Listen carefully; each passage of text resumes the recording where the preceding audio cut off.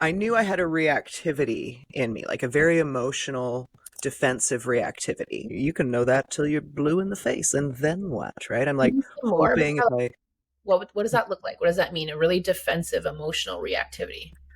yes. So very quick to cry and get shaky. So defensiveness to me looks like literally verbally defending myself, over Mhm. explaining, assuming that I need to explain and like defend my feelings and make other people understand them as if they don't already. Assuming the other person or people are like against me and trying to get something that I don't want to give, or like a lot of unhelpful mental frameworks that then manifest in, unhelpful words. Crying is the main one. Like I don't want to have that shaky feeling that I'm being attacked when I'm simply not. Right. And when you're talking about crying as not being what you want, you're not talking about like crying as a bad thing, but it's just like there was this very consistent pattern of feeling like overwhelmed and defensive, and like Yeah. crying was sort of just coupled up with that very heavily.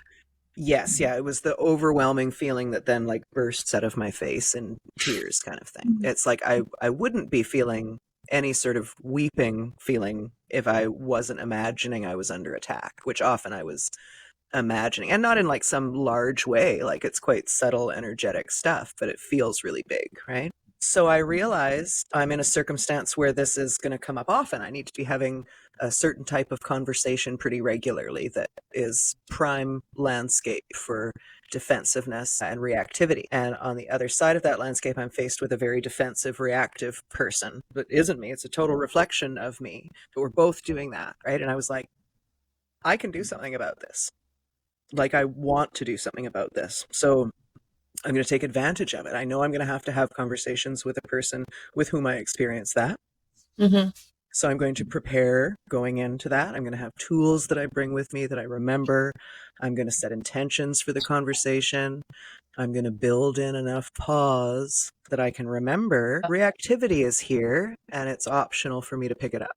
Okay, can we just pause here for a second? He said, I know I have to have these difficult conversations with someone who I'm just imagining you both trigger up each other's defenses, right? In terms of temperament and style, but also topic, Yeah. right? And you're saying now, I now know that I can prepare for these conversations. And I thought, well, in the past, probably it never occurred to us that we could prepare. And if we did think we could prepare, it'd be like, let me prepare all the ways that I think this person is wrong and get that super clear in my mind, even write them down, right? Yeah. And prepare every defense that I'm going to launch back at them if they come on the attack for me.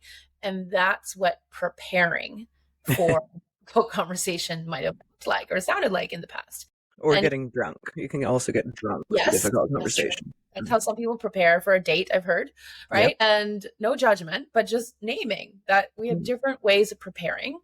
And you're sharing now, hey, I have all of these other options available to me now in how I want to prepare for a difficult conversation. Yeah. That delights me. It's pretty delightful. It's also pretty annoying. I have to be responsible to prepare in a constructive way. Right? Yeah.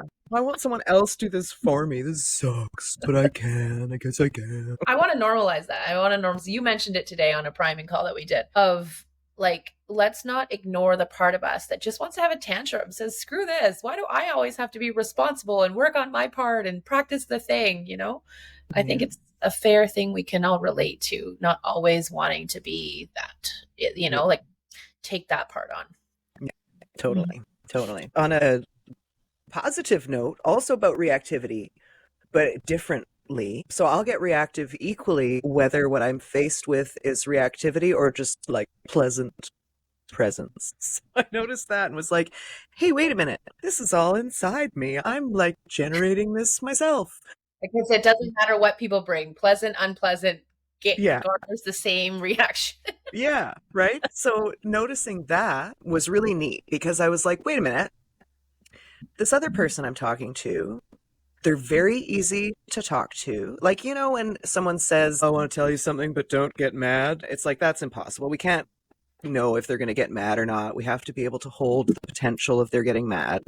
He's not going to get mad. And like, I guess I'm not used to being able to speak and just be received. I'm getting used to that, and to not be made bad or wrong, to not be faced with a whole bunch of anxious shoulds in response. Like the sort of experience where you can describe pain points in your life and just have them witnessed. And, you know, I love you is the response, instead of like, no, should we throw some logs on this bonfire of drama and talk about all the maybe ways that things could be different, or, you know, all the stuff that makes you just kind of shut down eventually.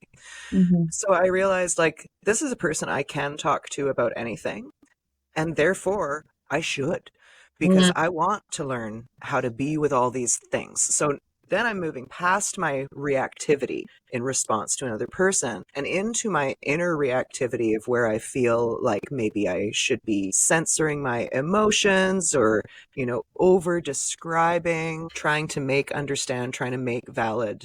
Yeah. And the whole time having this reactive insides that are the opposite of like, oh, but maybe I'm not valid, maybe I'm not good, maybe I'm bad and wrong and all this stuff. Right. And there's room with this person to sit with all of that. Yeah. And like not have to rush anywhere. And I was like, damn, I need that lesson. I need to do this actively. Okay.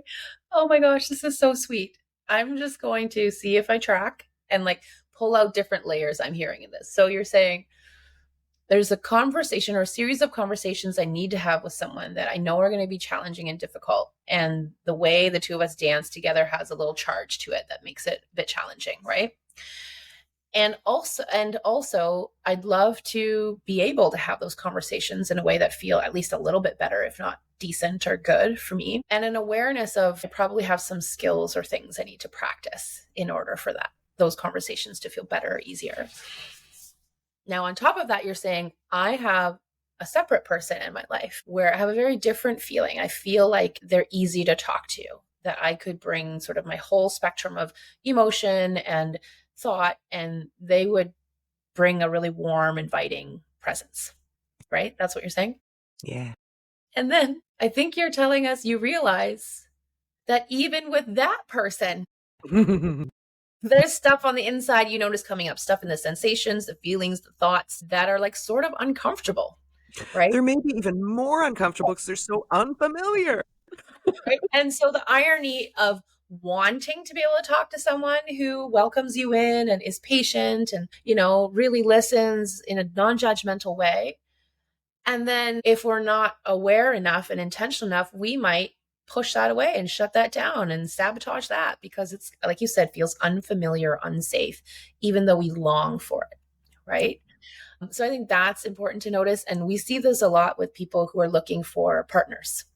And they have a type of, you know, warm, connected, aligned partner present who they really want to have.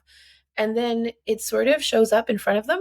They're like, wait a second, this person's a scammer. Something's wrong with them, right? Like something's wrong with them or something's wrong with me, or this is eventually going to blow up because it can't possibly be this good. And so what I'm taking from what you're sharing is, on top of it being great to practice skills with someone who does have the ability to do things in a way that feels better or more constructive, it's great to be in that energy with someone that's not reactive in that, you know, over nervous system dysregulating way with you, because now we can't just point the finger at the other person. Yeah. And we get to see, okay, when someone else isn't bringing that charge, holy crap, I create the charge myself too. Yep. That's right. And again, not to be hard on ourselves, but to get to I mean, I'm saying delight, but maybe most of us don't feel that as a delightful experience in the beginning, but like delight in the, I get to discover more about myself and what's touchy for me and what's raw and like, you know, what's settled a little bit more within me, but what's also still needing some gentleness and holding and healing.